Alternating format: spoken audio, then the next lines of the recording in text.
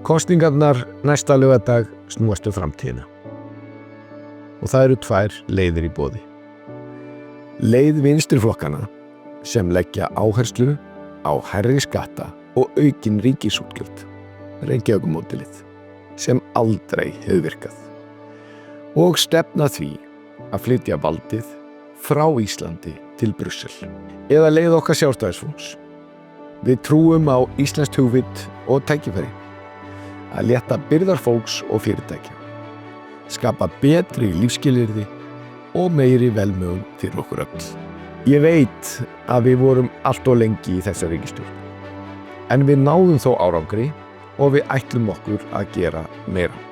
Við ætlum að byggja meira, gera þjónustuna betri og álögur lægri. Við höfum látið verkin tala, lækka skatta, rofið kyrrstöðu í orkumálum og tryggt landamæri. Og við höfum stór markmið fyrir heimilin, eldri borgara og ungu kynslóðina. Við sem bjóðum okkur fram erum fjölbreyttur hópur. Stétt með stétt. Við treystum á þig og við treystum þér. Veljum frelsi og framfarir. Veljum Sjálfstæðisflokkinn.